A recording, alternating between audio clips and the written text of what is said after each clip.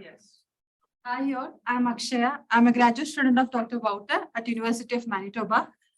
Basically, my research at UFM includes simulation and testing the prototypes for the imaging calorimeter for EPIC. So today I'm going to present like a few part of the simulation works that I have done for the EPIC calorimeter. First of all, I would like to talk a few aspects of the electromagnetic calorimeter. In general, all physics process requires detection of the scattered electrons for momentum or energy reconstruction and particle identification.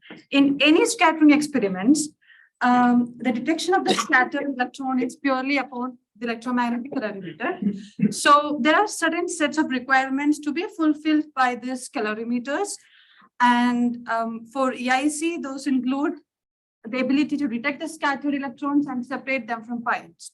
In fact, electromagnetic calorimeter is a main detector for EPIC for electron pion separation, and we expect it to about 10 to the power 4 at the low momentum. Along with that, we also require moderate energy resolution, which is almost close to 7% or so.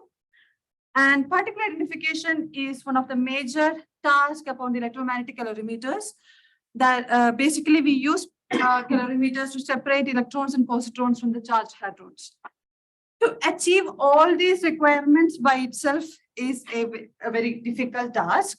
Along with that, another major challenge includes the space limitation. The space is constrained inside a solenoid.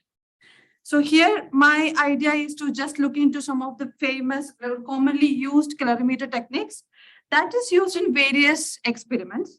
And based on our experiences from these experiments, we can sort out which one would be the best fit for the imaging calorimeter or the barrel calorimeter for the EPIC. The first one I would like to discuss about the lead tungsten crystals. So it has got a very good energy resolutions, and it has a very good ability to detect and identify electrons, photons, and pions. That means particle identification is safe there. But it is very expensive, and the radiation hardness of lead tungsten crystals decreases at very low temperature. So that means we need high precise temperature control systems. This can make the system bulky, and remember, we have space limitations. And another one would be scintillating glass. It has resolution which is comparable to that of lead tungsten, and it is not sensitive to temperature. But the material itself is very dense, and it has got larger radiation length. So a large radiation length in limited space can result in energy leakage. Another commonly used technique is based on scintillating fibers, but the scintillating fibers are embedded in heavy material medium, and commonly used medium is tungsten. So here, it has got very good energy resolution and electron pion separation, but that is not close to what we expect for EPIC detector. And another one is based on scintillating glass and lead. It's actually layers of lead and scintillator plates. It too failed to meet the electron pion separation requirements. So these are all the techniques that is being even explained in the yellow report, which you might have heard before. So none of these technologies is a good solution. None of them check all the requirements that we want for the barrel calorimeter, electromagnetic calorimeter for the EPIC. But we can do better. We can combine the calorimeter system used for the GlueX calorimeter, which is shown here, along with the S-tropic sensors. The calorimeter technology used in GlueX is one which is based on scintillating fibers, but instead of tungsten, they used lead. And the energy resolution they achieved was about 5.2%. You can see a layout of the scintillating fiber and lead technology used. The white circles show scintillating fibers, which are embedded in the lead medium, and these are glued together. And when we combine this along with the S-tropic sensors, in fact, these S-tropic sensors are those which is developed for NASA Space Amigo mission. So the features includes it has got very low power dissipation, good energy resolution, and it is very small in size, like about 500 micrometer pixel size. So we actually the setup for astropic sensors is that these small pixel size sensors are placed like you can see these small dots here is the sensors, and they are aligned to form like 2 by 2 centimeter square structures, and these are stacked together to form a 4 centimeter. But now there is some changes in the dimensions that we are following.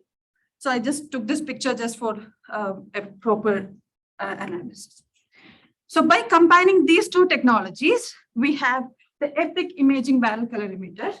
In fact, this is a hybrid concept where we have the imaging colorimetry based on the astropic silicon sensors. It actually gives the exact position of the electromagnetic showers, and the scintillating fiber in lead medium gives an energy profile of the electromagnetic showers. So here you can see a layout for the imaging colorimeter. So these layers that you can see here, this is where you can, at this point, we have the layers of astropic sensors and scintillating fibers over lead. Here we have like 4 layers of astropic sensors, and it is layered between the 3 scintillating fiber on lead layers. So and it is followed by a large chunk of scintillating fibers versus lead layers. So in doing so, we get very good energy resolution, which is almost close to 6, and some low, and we can even get electron pion separation even at very low energies. The position resolution is also very good because of the astropic sensors.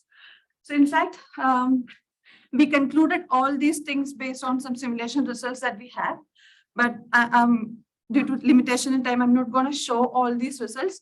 So now we have fixed technology that we are going to use for the EPIC detector. So now another important factor that we have to look into for a detector is sampling fraction.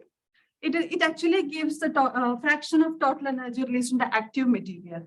So for EPIC detector, if you remember just now, I have mentioned that we used 4 layers of astropic sensors interlaid with 3 layers of scintillating fibers. So that particular geometry is called the EPIC Bryce Canyon. So for this EPIC Bryce Canyon, we performed the simulation for about 10,000, 10 to the power 4, like 10,000 events. And for this, the sampling fraction that we could get is about 10.7%, which is like fairly good. So now we have calculated sampling fraction.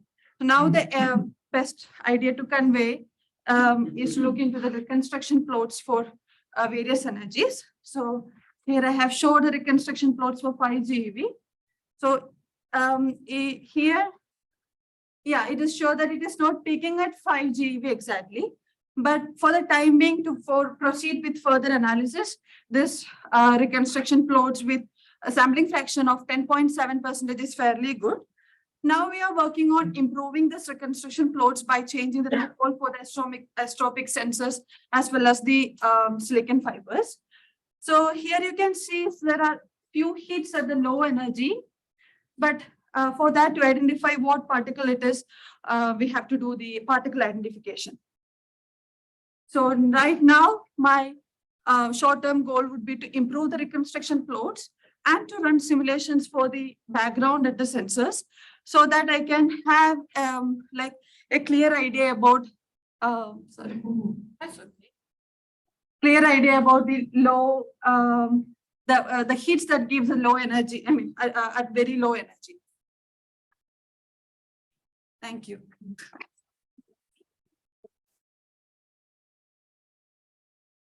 You got to have 1 or 2 questions if. Yeah, would it be possible to have your presentation, because in Krakow we are working on a Lomi detector for direct photon from Bremsstrahlung radiation, and it would be very good to have it. Sure, nice presentation. Thank you. So yeah, we heard from John about all the constraints, and then actually you see it and on the so good, very good. Okay. Any other questions, sir? If not, let's take a let's switch in the slides.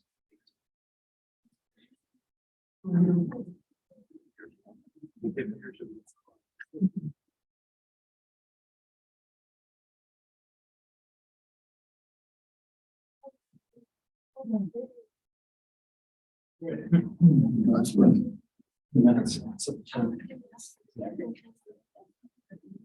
everyone, I'm Zhihu from the Institute of Modern Physics. I will be talking about three-dimensional structure of the photon within the PFQ framework, which is a framework that we kind of construct.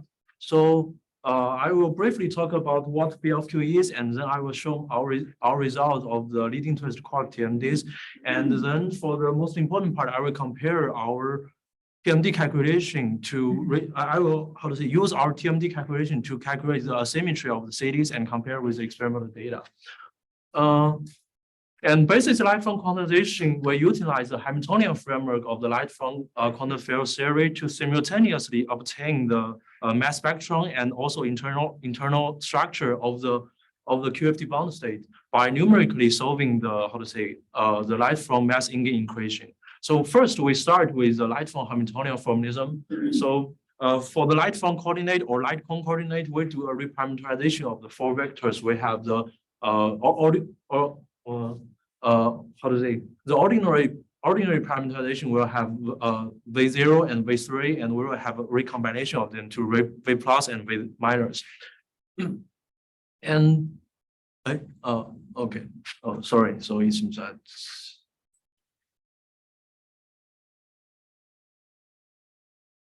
Oh, okay. Oh, okay. And then from the Lagrangian, we can obviously do some calculation and try to get what is the light from what is the light from energy P plus or P minus, and also we will get P plus and P purple, and we can form this kind of we can basically form an equation of this kind of light, and this is basically our main equation that we have to work with.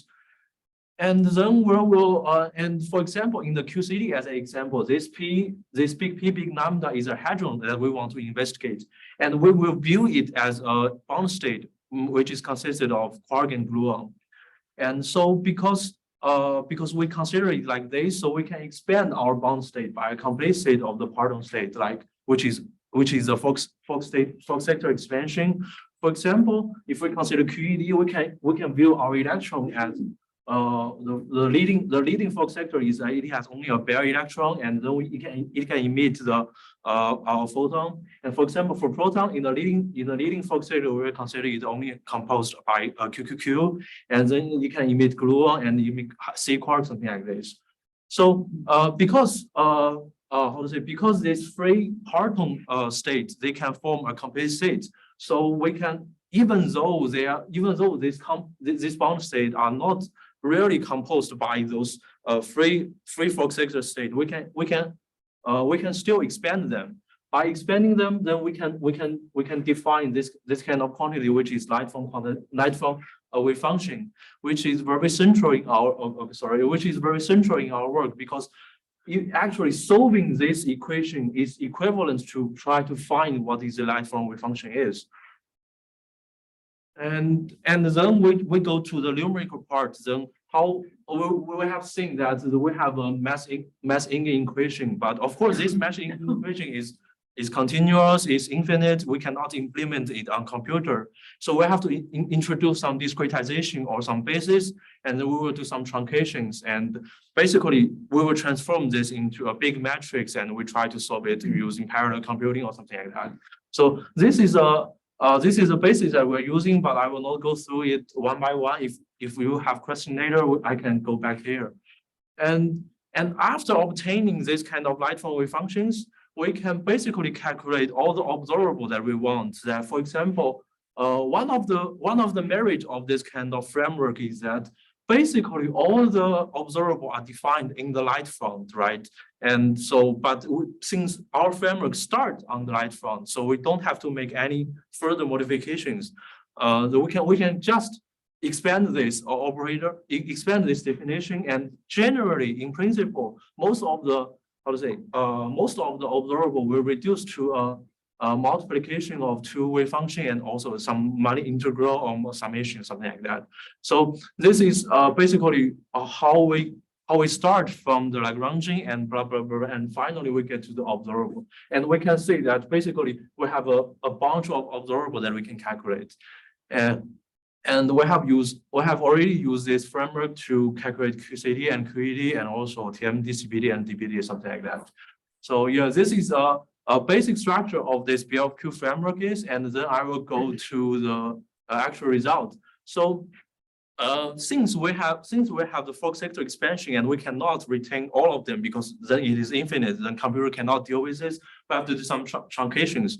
And as a first step, we're currently truncated to the leading fork sector of the proton. So we consider it as the composed of UUD.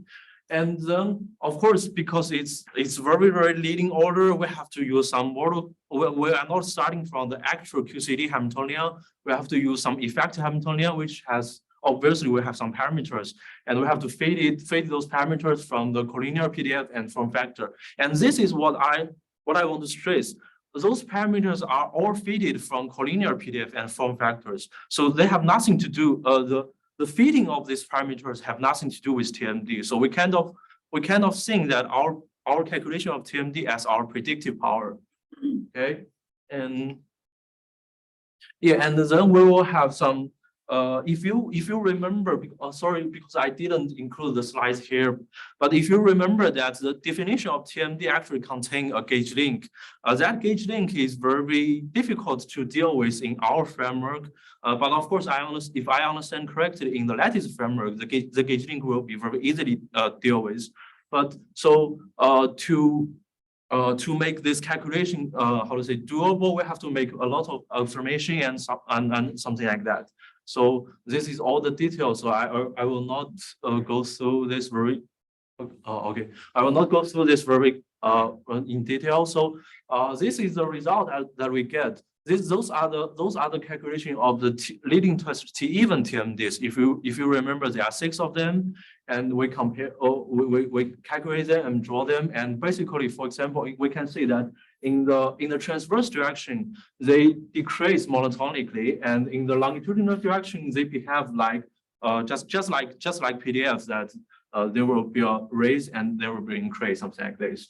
So those qualitative properties are consistent with other theoretical calculations. And this is the T-even TMDs, the Sivers function and Bormer function that we calculate. So they are also consistent with some other theoretical requirements or some model calculations. But I will not go through this very in detail because it will be lengthy. And then we come to the big point that which is we calculate the Sivers symmetry. The Sivers symmetry is the difference in cross-section of the unpolarized lepton scattered from the transversely polarized proton, and the proton will polarize oppositely. So this is basically the symmetry. And within the TMD factorization, one can express this Sivers symmetry by this bunch of integration and deviation. And here, this one is exactly the Sivers function that we calculate. And this one is the unpolarized T-even TMDs that we have obtained. And also there will be a fragmentation function. And because all of those experiments are in different scales, so we have to introduce TMD evolutions to account for this so that we can compare with different experiments. And the second thing is that currently our framework cannot calculate these fragmentation functions. So we will use the fragmentation function extracted from the data. And then we make this calculation and we compare with all of the experiments that measures the Sivers symmetry, like we compare with COMPASS and JLab and also HERMES. And for those experiments where the target is not proton, we have to use some very simple nuclear modifications of that, of course. And we can see that here in this plot, basically the circle data are the experimental data, and the starred purple data are our theoretical calculations. In principle, they are coincide with each other very well. And also, this is for other experiments, they are also coincide with each other very well. But we want to know how well it coincide with each other. So we have to introduce the chi-square function, okay. So maybe we could go some previous slides. Yeah, right. Okay. So how many minutes do I have? Okay. Oh, okay. can go into questions a little bit. Oh, okay.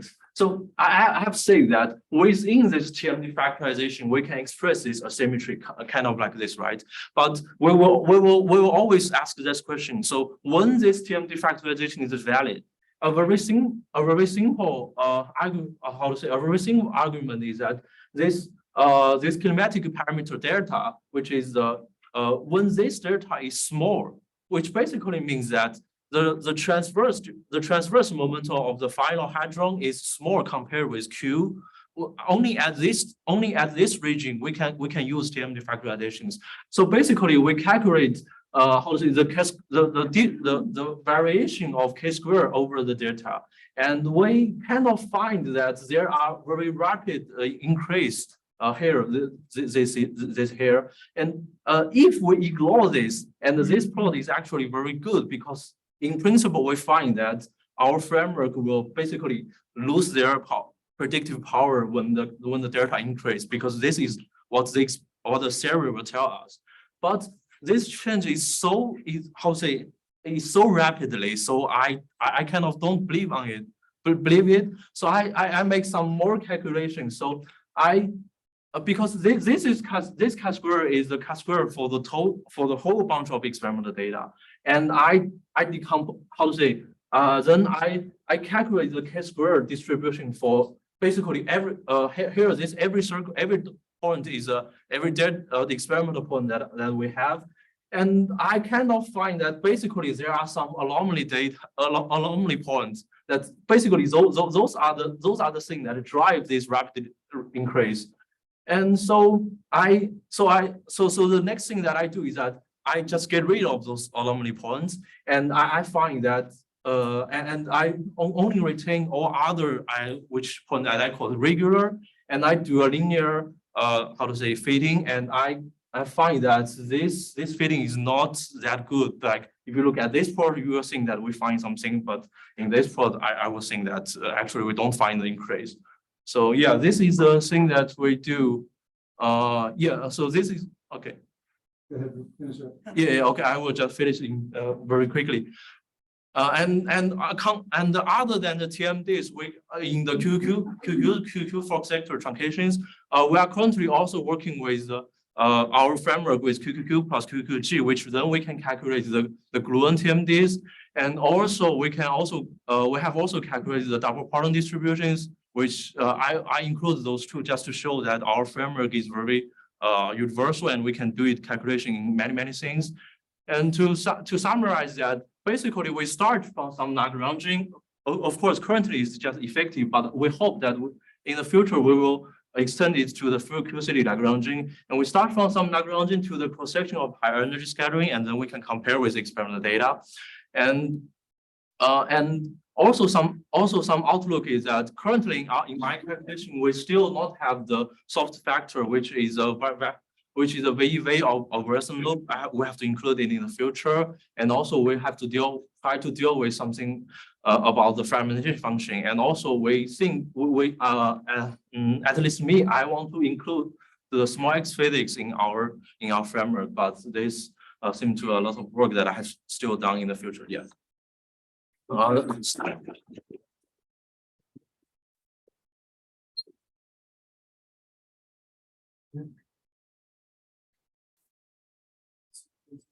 Jennifer, I'll get you that morning. Thank you.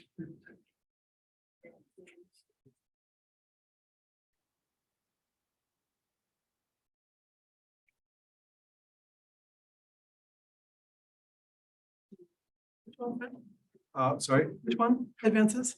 just try them both. Okay, I guess that's it. Oh, no. The other button will go back. Yeah. Can I turn the lights off so we can see the slide? Okay, yeah, two. Oh, I got it. Just get them all in front. It's fine. Do you mind if it's like that? It's fine. Okay. Hi, everyone. I'm Jennifer, and I'm a postdoc at Berkeley Lab, and also a former EIC Center Fellow from 2020, 2021, together with Bill Lee and 4 other awesome people. Okay, and today I'm going to talk about fundamental QCD in nuclei.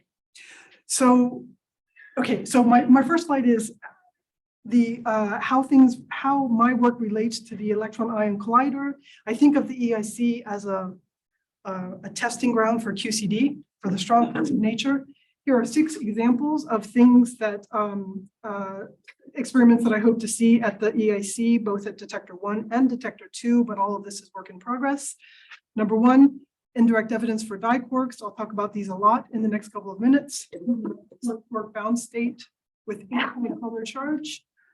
Tetraquarks. These are the objects that have been observed, I guess, at the LHC, tetras and pentas. Tetras are really like color singlets. They're very compact objects. These are not like the mesonic molecular things. Hidden color states, these fuchsia color ones are the ones I'm going to talk about. Hidden color states in nuclear wave functions. This is like a tetraquark, but it's in a nuclear wave function. I consider these exotics, like hidden color in plain sight. Okay, and then these other predictions of QCD, glue balls, hidden glue, and color transparency, which people have been talking about today. I'm on a JLab experiment for color transparency, but we hope to do it at the EIC also. Okay, so diquarks are sort of the basis of my current work. And so I want to tell you what a diquark is. We know that QCD is defined as this SU3 color group. A quark in the fundamental representation of SU3 color looks like this. This is the up quark with its red, green, blue. What a diquark is, okay, so as soon as you have SU3 as explaining quantum chromodynamics, you look for your degrees of freedom, which are the color charged objects, which are point particles, quarks, antiquarks, gluons. And then SU3 tells you how to combine every single one of them, okay? For a diquark, you take a quark in the fundamental, cross it into a quark in the fundamental, and you pull out the anti-fundamental. This is a diquark. It carries anti-color charge, just like an anti-quark. But just like quarks and gluons, diquarks carry color charge, therefore we cannot see them directly. They have to be indirectly inferred, just like the other color charged objects. And this is a long-term work in progress for diquark detection, both at JLab and at the EIC, together with mostly it's Stan Brodsky and myself. But there already is and has been for many decades strong indirect evidence that diquarks do exist, from the baryon mass splittings, hyperfine structure for baryons, and Reggie slopes. Okay, so hidden color. So what is hidden color? So hidden color is it's a color singlet with quantum numbers that match a nucleus. Okay, you can think of the nucleus as a bag of color singlets, where like a bag of 3 quark color singlets.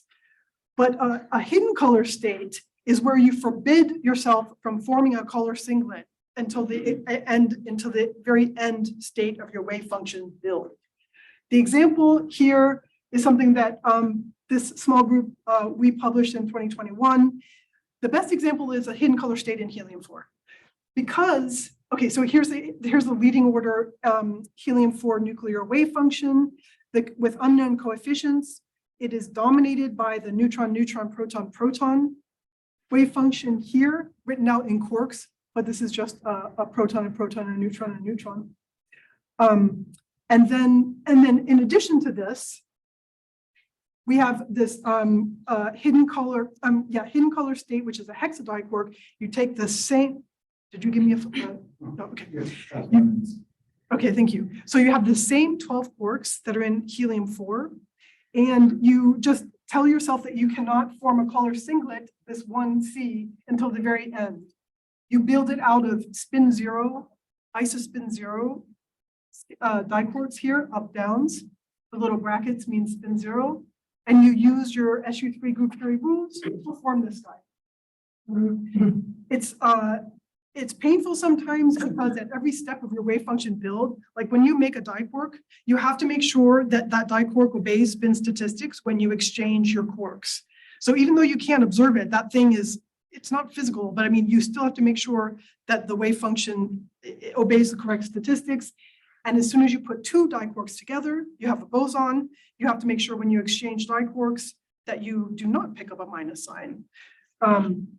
And so it turns out that 12 quarks is probably the lowest mass state in any nuclear wave function, like when you do 6, 9, and go up to 12. And so it should be observable according to us.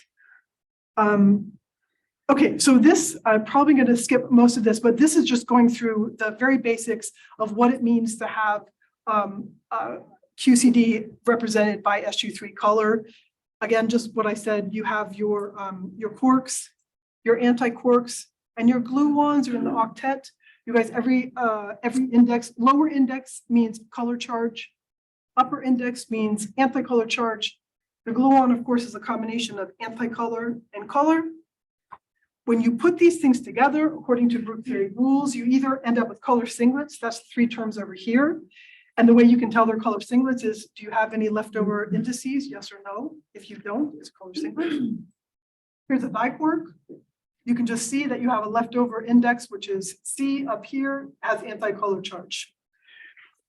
Okay, and you find these different combinations in higher Fock states for hadrons. You can find them in here. You can put the QQ bar, the C quarks here into an octet or a singlet, but that means this guy, these are the valence quarks. They have to be either an octet or a singlet, so that overall you have the same quantum numbers as the proton or whatever you're building, which means colorless. And then you can play this game with various nuclei and various hadrons. And I'm doing this right now by myself in the deuteron because there's an experiment coming up at JLab that's going to try to probe hidden color in the deuteron. This is the hexadiquark. You guys, okay, hexadiquark wave function. It's made out of the 12 quarks. You guys, neutron, proton, and you just make sure that you build every one of these and combine them according to all the rules, group theory, spin statistics, etc. If the hexadiquark exists in the helium-4 nucleus, and it exists and it has a weight, its coefficient is big enough, which we think it is, then it can also explain this X17 experiment. So these are a series of experiments that on helium-4, on beryllium-8, and carbon-12. There's a group in Hungary that's like bombarding nuclei with proton beams, creating excited states of higher nuclei, watching the decays. What they see is that there's an anomalous bump in the electron-positron decay products here. There are zillions of papers that stating that this is a new particle, either a dark matter particle or a dark matter portal called the X17. But if you say that you have this hexadiquark in the helium-4 nucleus, it has a very strange bond at one stage of the build. It's a repulsive, slightly repulsive 6 sextet of SU3 color. If you say that helium-4, that what these guys are doing actually is exciting a very subdominant QCD excitation, and you put that into your decay rate integral, you solve this, you say we have a new QCD excitation at 18 MeV, and you get exactly the experimental data that they get. 2, okay, good. This can be tested because there are byproducts of our decay, which is an 18 MeV photon, which I was hoping we could. It's impossible at JLab, but I was just hoping somebody could like slap a gamma ray detector on something without frying it so that we could look for the 18 MeV photon. But there's also 18 MeV electron-positron pairs that should be a signature. But the photon is definite. No matter how this thing decays, the photon should be there. The lepton pair is only there for like half of the excitations that we have in that paper. But this is the one I really wanted to tell you about. I had too much to say. Anyway, so you guys, there's something called the EMC effect, and I'm not going to be able to talk about it. Okay, there's something called the EMC effect, which tells you that the parton distribution functions in nuclei behave, they have weird behavior. So quarks behave strangely when their home nucleons are embedded in a nucleus. This is called the EMC effect, discovered in 1983.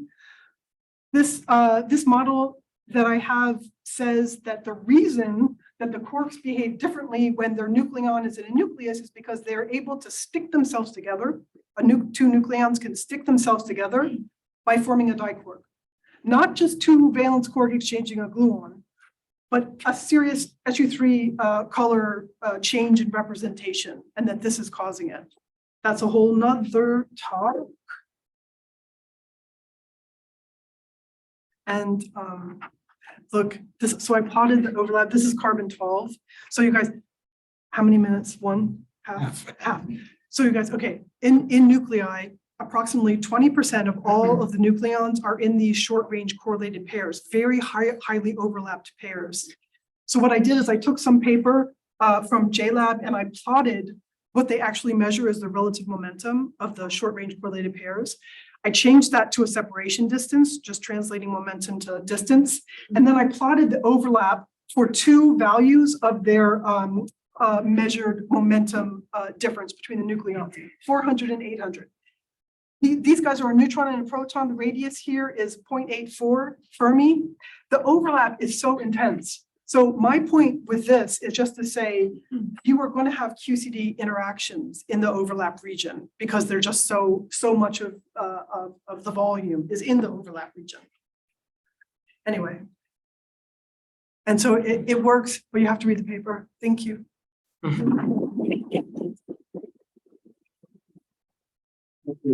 Actually, in CTEQ, together with some of the JLab folks, we have an analysis that will hopefully be out soon. It's not quite public yet, but hopefully soon. Very quick question for Jennifer. Okay. This EMC effect is kind of pion exchange. Is there a similarity between nucleon and, let's say, proton and neutron exchange pion? Okay, is there an EMC effect in a meson? Is that what you're asking? No. No, I mean neutron and proton in the EMC effect as I understand. Yes. So is that something the neutron and proton exchange pions constantly? They're different models. My model says absolutely not. It says what happens is that it's built on people saying that these short range correlated pairs cause the EMC effect. That's up in the air. It looks good, but people dispute that. If the EMC effect is caused by these short range correlated pairs, what I have is not pion exchange. What I have is truly a diquark built across these two guys. But I do think other people, I don't know if they have pion exchange. They probably do. But pion exchange, in my opinion, it would happen whether they don't have to be that closely overlapped. It would happen even if they're just sort of touching whatever way wave functions touch. So for me, pion exchange would probably be a mean field effect over the entire nucleus, as opposed to this localized short range correlated pairs. But I'm not sure. I'm sure that's viable though. Thanks, Jennifer. Yes, ma'am. Thank you. No.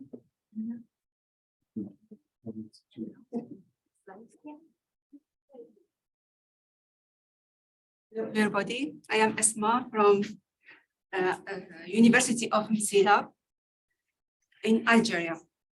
I'm working on Monte Carlo parton shower, and today I'm going to show you an overview on the technique I have developed on Monte Carlo integration for the initial state radiation to calculate the phase space. So as we know, all phase space integration is essential for collider physics experiment calculation. However, we know that the phase space for collider physics final state particle is very huge, and this actually make impossible to calculate analytically the phase space. So what we do, and this is actually impossible due to the inelasticity and the multiplicity of the event. This effect needs to be modeled in and incorporated into computer simulation using Monte Carlo technique. This picture actually, this picture showed the complexity of the event. Even the event is, even the harder process could be a very simple one, but the final state particles it's a big number, are huge. So this makes the calculation, this what makes the calculation actually impossible. What we do is to identify different region of the phase space, it is pictured here in this Barton shower phase space. So we identify multiple regions for the phase space. We can see here, this is the initial state radiation, the final state radiation in red, initial state radiation in blue, the remnant in purple, and the hadronization and cluster and decay with, in green color. So what we do in our calculation is to concentrate on the region of the initial state radiation. The initial state radiation actually occur because the incoming particle radiates until it enters into the harder process. So what we do, first of all, is to identify the density, the momenta distribution of the colliding partons inside the proton, as well as the flavor of the quark participating into contributing into the interaction. This is characterized by the parton density function, the well-known big lab splitting function shown here. In the initial state radiation, we are going to have 4 splitting functions. We can write this and 4 splitting kernels and 7 splitting functions. We can write a generic form of the big lab evolution equation for every parton. We're going to have 3 of them for the quark, for the anti-quark, and for the gluon. In the meantime, at the same time, we have to be aware that this function is actually singular in the limits, in the soft and the collinear limits, due to this the radiation in the collinear and the soft emissions. So now, if you want to calculate the probability of the splitting, and this is what we want actually, we need to define a veto that regulates these emissions. This veto is the Sudakov form factor, and then we can write our probability of splitting as a combination of the splitting function and Sudakov form factor. And then we can write the splitting probability for each parton, for the quark, for the anti-quark, and for the gluon as shown here. So once we calculate the probability of the splitting, we can calculate and go ahead and distribute throughout this probability of splitting. However, as I mentioned before, we cannot distribute all over the way to 0 because the function is singular at this region.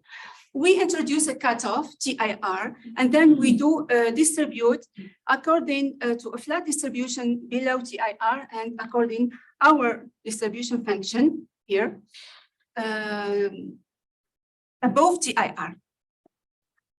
Right. Okay, I'm doing good.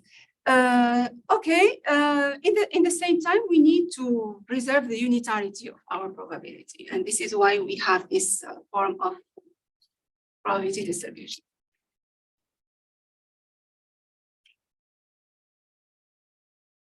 Okay. To make our distribution function flat, because as I said, the issue is with this collinear and soft limits, we introduce a Jacobian, and we change our variables into new ones, S, R, and V. This makes the variance even little. I mean, to reduce the variance of our distribution and flatten this distribution in order to use it for Monte Carlo computation. Once we are done with the Jacobian actually it's a logarithmic transformation. I should have written this. I skipped this. So then we can write the phase space volume as an n-dimensional hypercube with volume 1. So instead of do this integration, we are going to do this integration. In the end, we are going to get a grid. It's a grid form of these probabilities. Here, we are going to get the grid form of our distribution function. This grid would give us the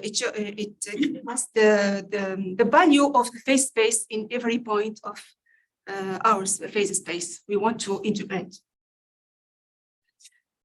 So the grid, every grid actually is calculating one signature. This is a signature, and this one is a history. I mean, the whole thing is a history. So we are going to calculate 6 histories with all these signature. Every signature is one grid.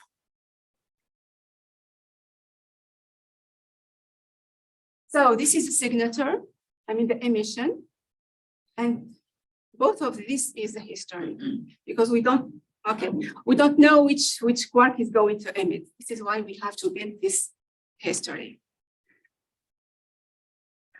Well, we have been going through, in the end, we are going to have 11 grid. For the 5 flavors, we have 5 flavors. I mean, we skipped the top quark because it has a huge phase space. So we're going to have 11 grid and 1 gluon, 10 grid, 5 grid for the quark, for the anti-quark, and for the gluon. So the plot here showing how this is our distribution before introducing Monte Carlo and before flattening this distribution. And this is the new form. And we see here that it's more manageable than this one. There is no like singularities. And this is the grid. And in each tile, we can have the real value of phase space. So we have incorporated this computation into a C++ code. This code is could be implemented in general purpose event generator to calculate a shower or to calculate hadronization. So this method could be done for the final state radiation, for initial state radiation, or for any region of the phase space. I summarize here. The large dimensionality of the phase space makes the Monte Carlo integration the method of choice. The output can be given to a general purpose event generator for showering and hadronization. The main power of this approach comes from choosing distribution according to the QCD radiation and splitting functions.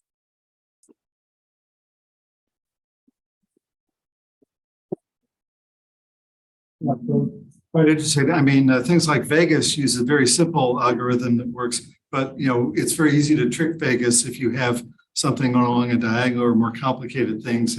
Certainly, mapping out the singularities is a key technique. So actually, it's somehow similar to Vegas. This one is for proton-proton collision, but the power of this technique is we can apply it we did already apply it for the final state radiation. I think the complexity comes when you have a lot of variables in the initial state radiation due to X variable. In the final state radiation, we have only 2 variables. once the complexity of the problem goes higher, then Do we have other questions or?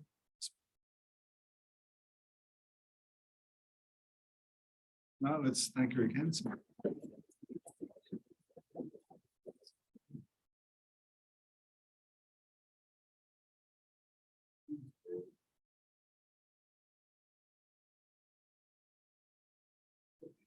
Give you 5 minutes or 2 minutes.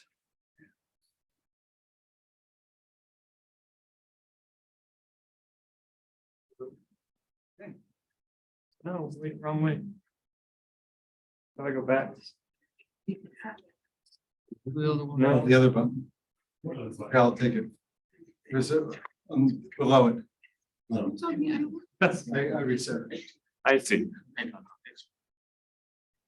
Okay, hi, my name is Craig McCrae. I'm at the University of Manitoba with my advisor is Dr. Peter Blunden. Today I'll be talking to you about my work doing an unbiased global analysis of the proton's elastic form factors. So first things first, what's a form factor? Well, to a group of nuclear physicists, a form factor is the structure functions F1 and F2 taken in the elastic limit. More formally, you can parameterize a proton current, right? You have this incoming outgoing fermion, this interaction vertex, and you don't want to commit to the fact that it's a point-like because you know the proton is a point-like. And so you parameterize that sort of failure to be point-like. You deform it by these two functions, F1 and F2. Asymptotically, they're constrained at 0 to tell you about the proton's charge and magnetic dipole moment. And at very large Q-squared, there's QCD arguments about how they have to fall off. But otherwise, the theory doesn't tell you anything about these structure functions unless you can solve QCD analytically. So if we want to understand the elastic structure of the proton, we need to do phenomenological fits to data. So which observables do we have access to? Well, with a quick change of basis into what are called the Sachs electric and magnetic form factors, these are the Fourier transforms in certain frames of the electric and magnetic distributions in the proton. The first observable we have access to is just the unpolarized one photon exchange cross-section. So this is often called LT for longitudinal transfer. And this cross-section is proportional to GE squared, GM squared, Q squared, and this other kinematic variable epsilon, which you can think of as a Lorentz invariant angle, essentially.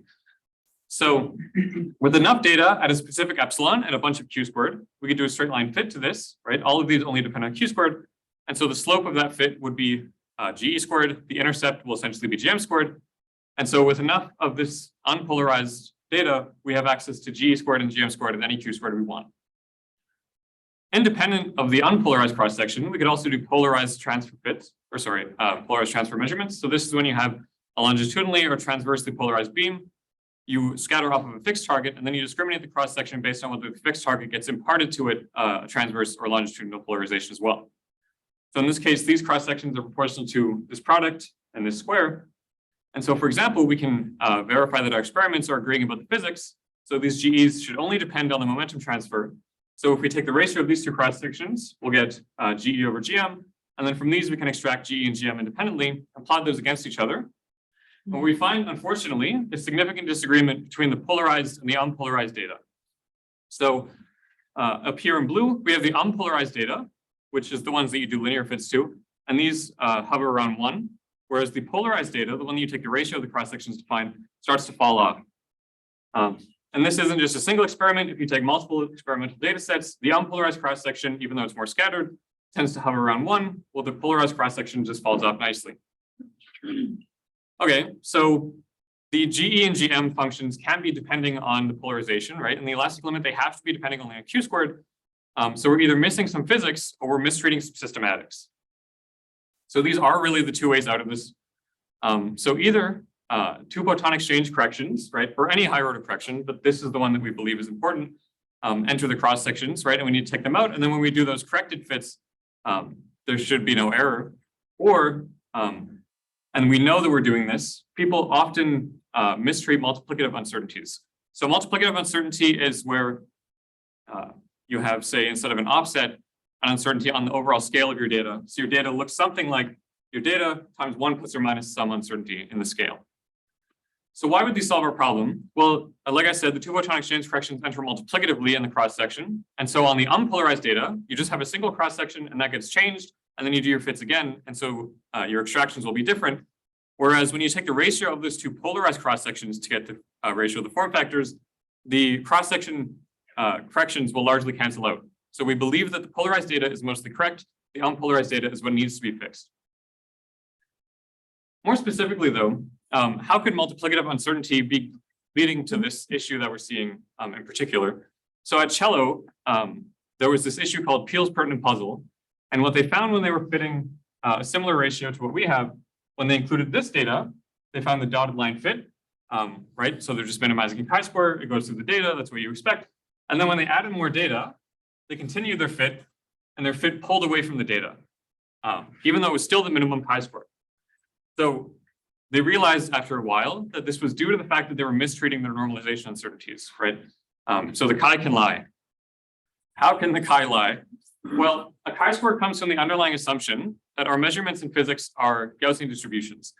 So you don't have to really worry about this, but the fact is that a chi-square is the exponent of a Gaussian. So when we're minimizing a chi-square, that comes from the fact that assuming our model is true, we want to find the model parameters which are most likely to have produced the data we saw. So if we modify the chi-square, we are changing this underlying distribution, and then all of our statistics changes. So the minimum of this chi-square has nothing to do with our underlying distribution anymore. So what do we do to deal with these normalization uncertainties usually, right? The solution to Peele's pertinent puzzle at the time was to modify the chi-square. So this is called the penalty trick. You take your data, right? So this is the usual chi-square. You scale it by some overall normalization parameter, right? Which could be anything. You fit that parameter along with your model. And then you say, okay, but I'm going to constrain that parameter to be close to 1 so that my data still looks realistic. This should be like alarm bells should be going off in your head when people do this, because you shouldn't modify data, right? So this is also just problematic in terms of once you do these fits, you get a good model, you get some normalization factor, and it's never clear what to do with the normalization factor when you're done. Does it go into the data? Do you report it with the data? When you continue doing fits, do you include it in the data still?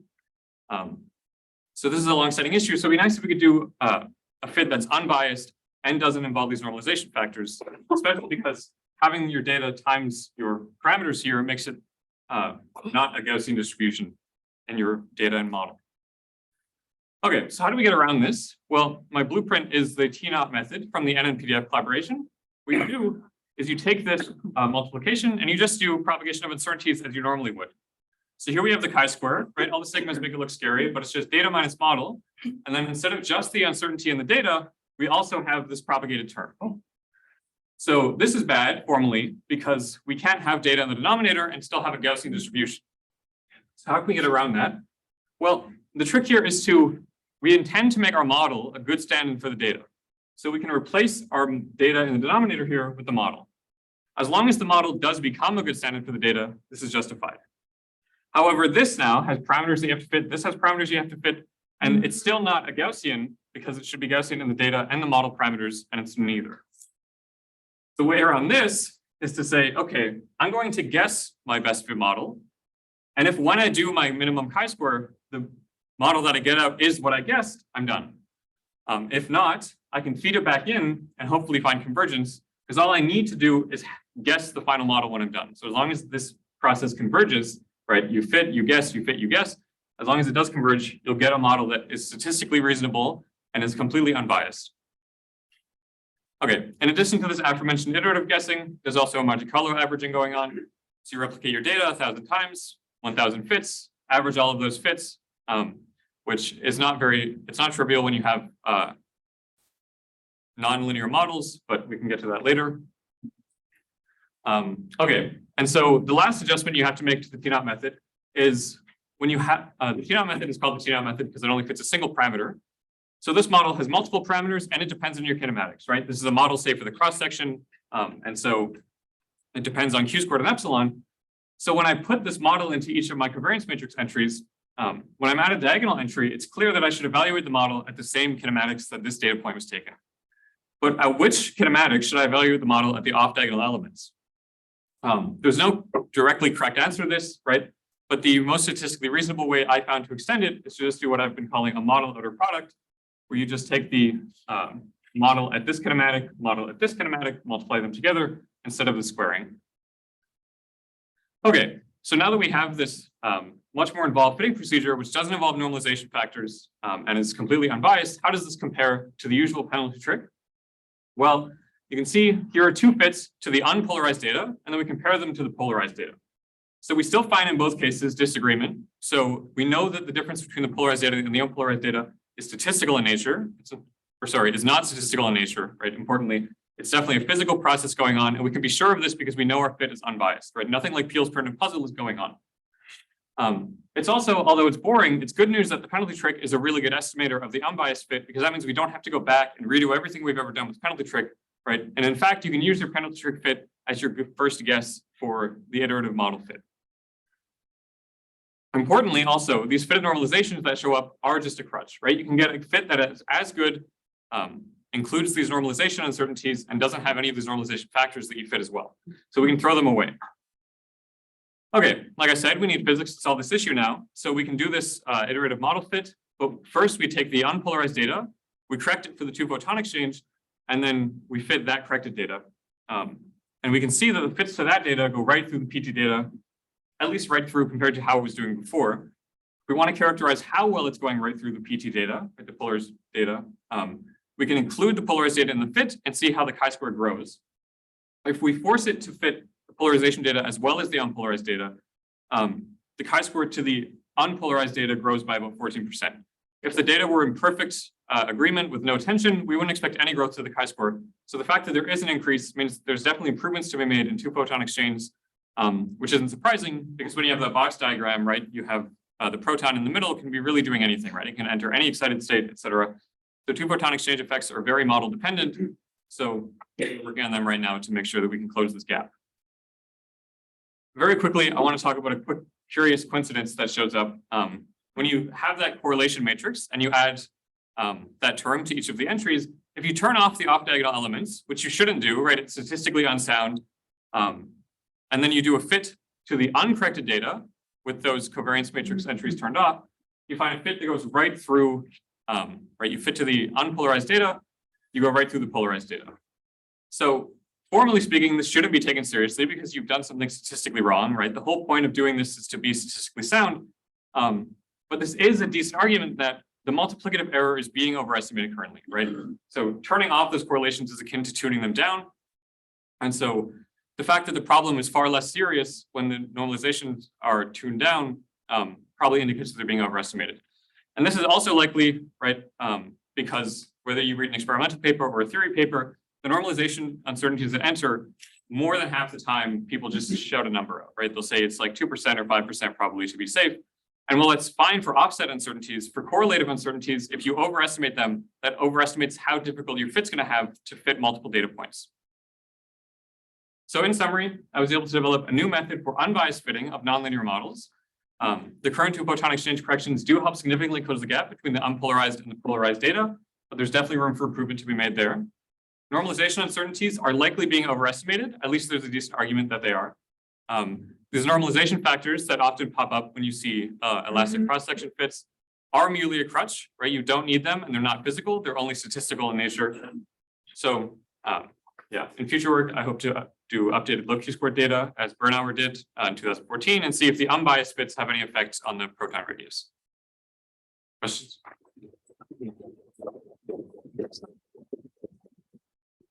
Also, yeah, we have questions. So, I mean, the normalization is that's a subtle thing in the chi-square because you know, we always float it, but how do you properly account for it? So, okay, appreciate it. All right, thank you. Great, good.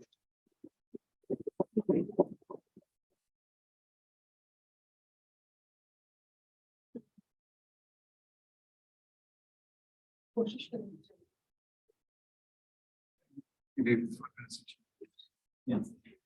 So I swear every time I give a talk, I keep thinking, oh, I'm not going to get nervous this time. But my watch is telling me that I'm working out right now. It's detecting my heartbeat. Abe, yeah, Abe, do you want to jump in briefly?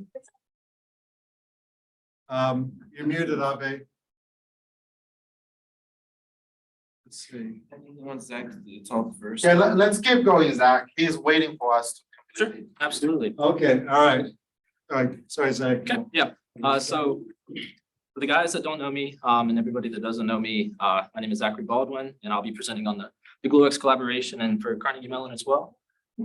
So going straight forward, I know we've been talking about QCD, but one question that I like to ask is what exactly is the quark model? So essentially what the quark model states is that you have this total angular momentum J associated with the parity and charge conjugation. And so whenever you have these values, you can create what are known as quantum numbers.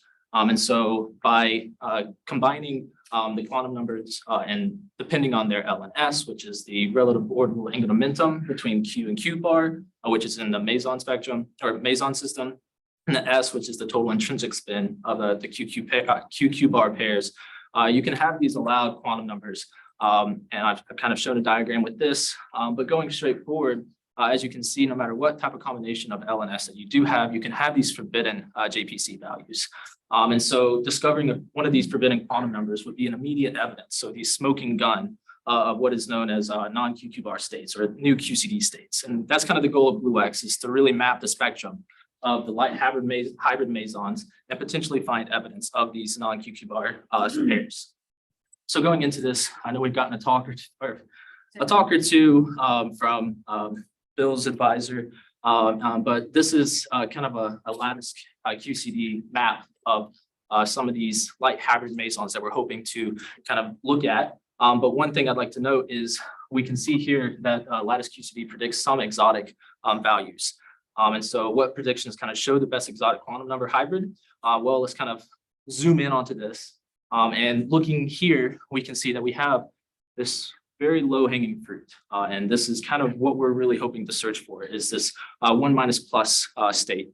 And so in the past, there's been several experiments that have been looking for this low hanging fruit. And they've been the E852, Crystal Barrel, several others. And they've been looking at in the P wave. And why they're looking in the P wave is because we're trying to look for this 1 - plus is what is known as this pi1 system. And so in the past, some of these experiments have shown that the pi1 is at a resonance at about 1400 MeV, but others have been showing that it's at the 1600. And so what does this actually mean? Are there two poles? Are there two pi1s that we're trying to look at? And so this is why are we looking at this, is because whenever we look at, say, like a pi naught eta system or a pi naught eta prime system, this comes out naturally whenever we're looking at these systems. And so we can look at the JPC values for a pi naught eta or a pi naught eta prime, so two pseudoscalar particles.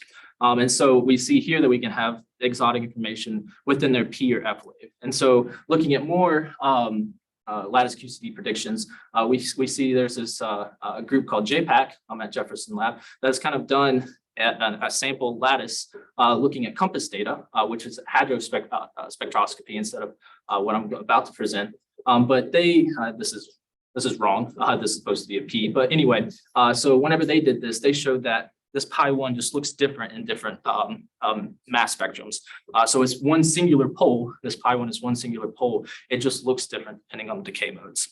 And so that's kind of what I'm hoping to show in future, is because lattice QCD, although powerful, it provides very limited information. The information provided helps with production mechanisms, or there's no information that can be provided by lattice QCD that helps with production mechanisms, how often it's produced and everything. So this is why it's important to kind of do an analysis alongside of the lattice QCD predictions.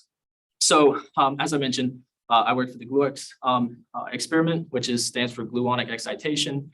And essentially, as I mentioned, the emphasis is searching for evidence of the non-QQ bar state.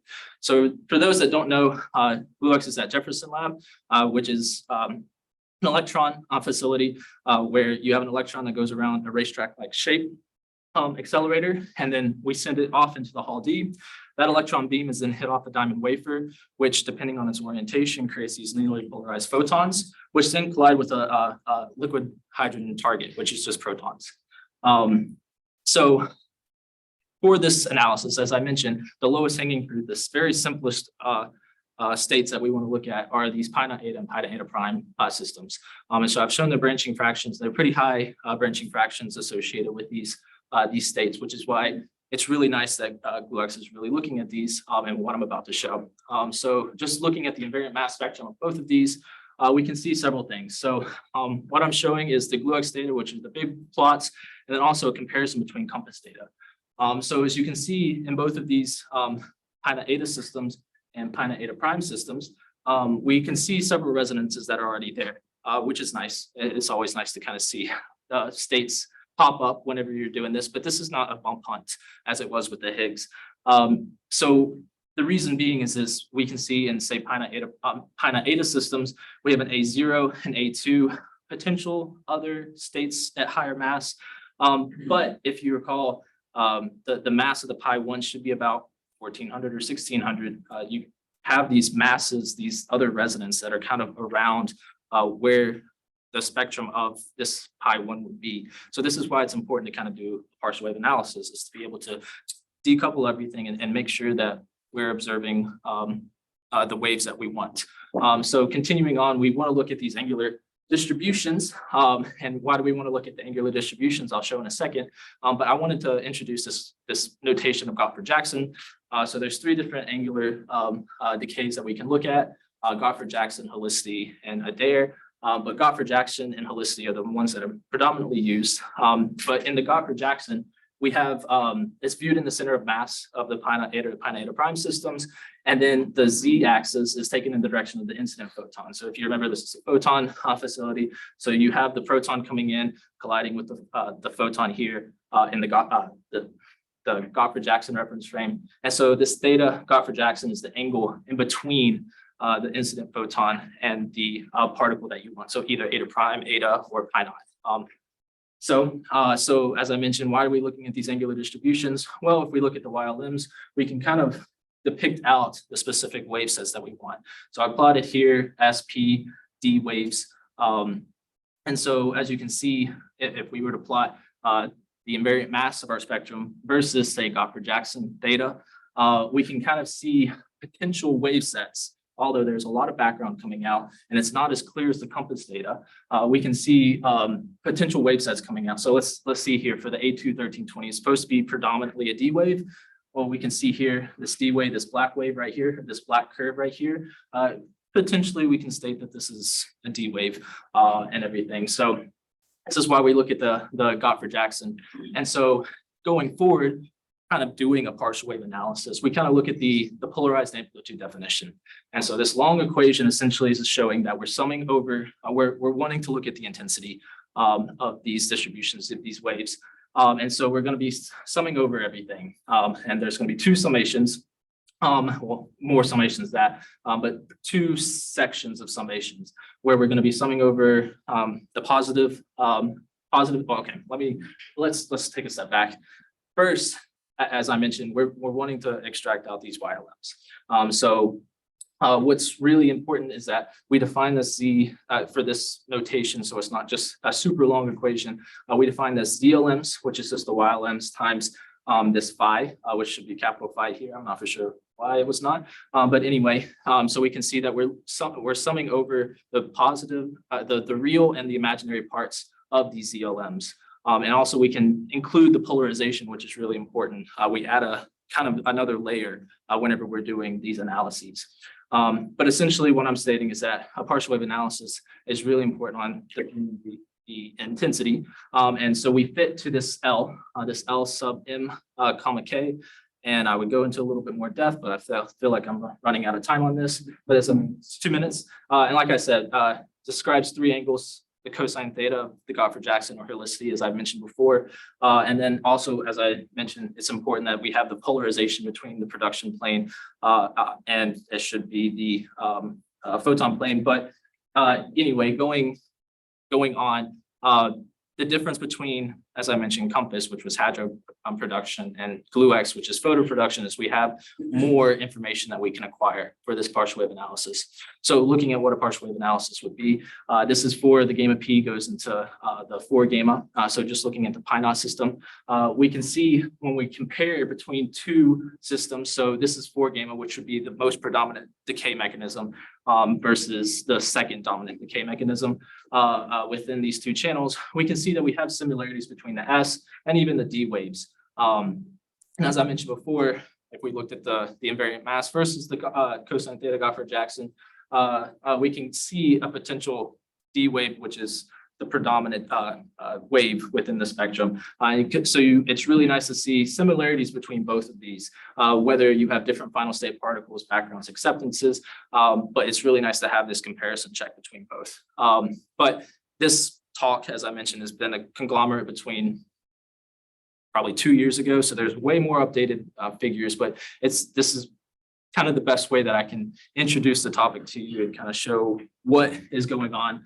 So in summary and future work references, we can see resonances coming out in these states, which is really nice, especially as we have been collecting data for the past couple of years.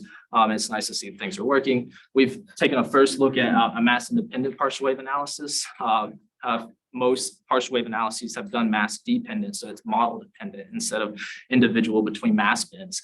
So this is also a unique standpoint. BlueX is we're starting to do a mass independent PW wave. And we also have, because BlueX has a lot of decay parameters that we can look at, we have a comparison between many different decay modes. So it's going to be nice to compare and contrast between everything. So future work, of course, you always want to increase and better your Monte Carlo production. And we also want to collaborate with the theory group. We now have 2 theory lattice QCD people that we're working with. So it's kind of nice to have their input and kind of see what's happening there. As I mentioned, perform mass dependent partial wave analyses to see what the outputs for that are. And so, yeah, that's it.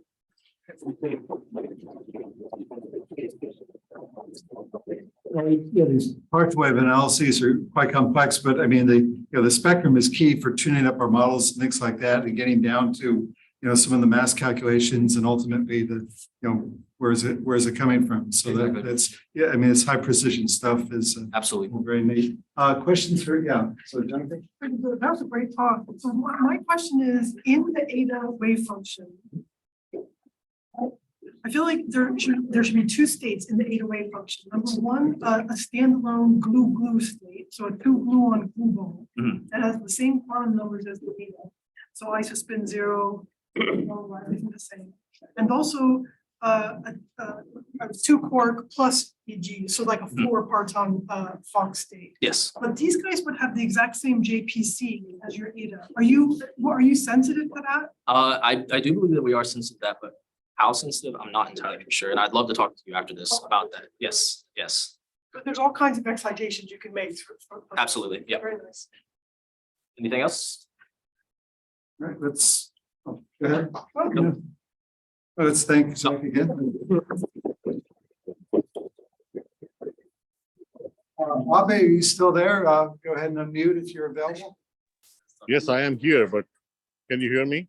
Yes, we hear you, and we have Is just. there a lot of noise around me?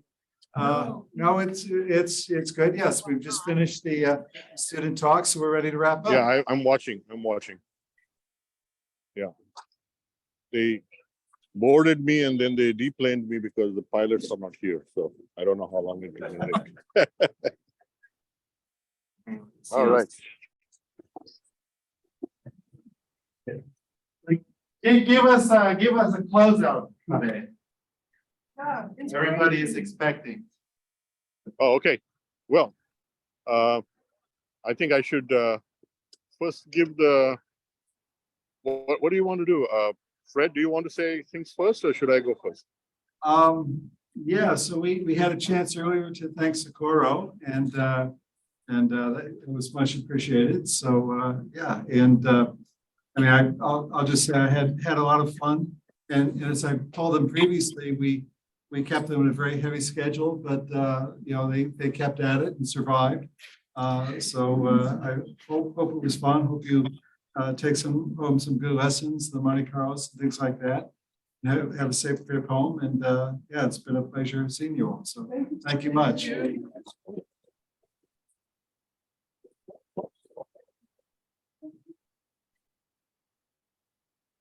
Is Socorro coming there or not?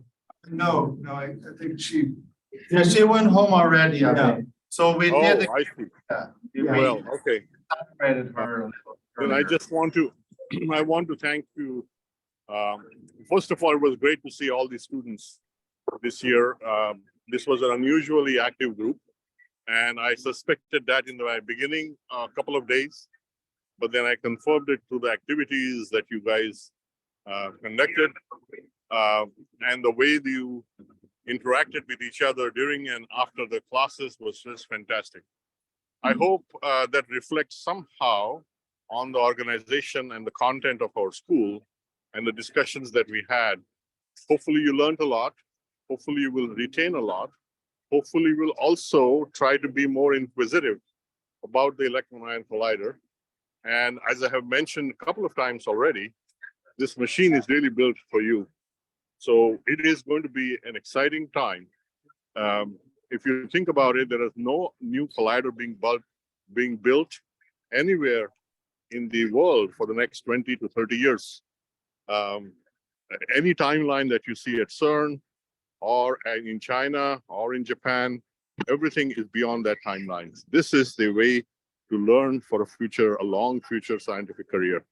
So I really want you to consider this.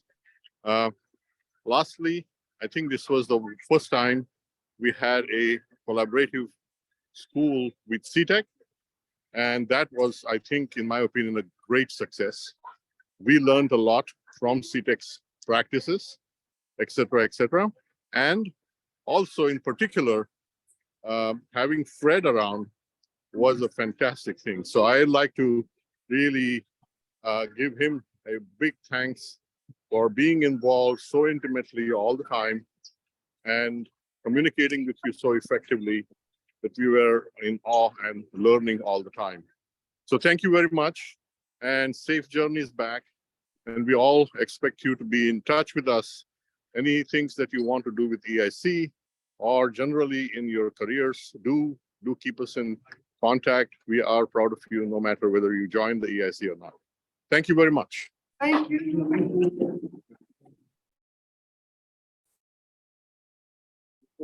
Yeah, so there was certainly a team effort, lots of people involved, including Bill.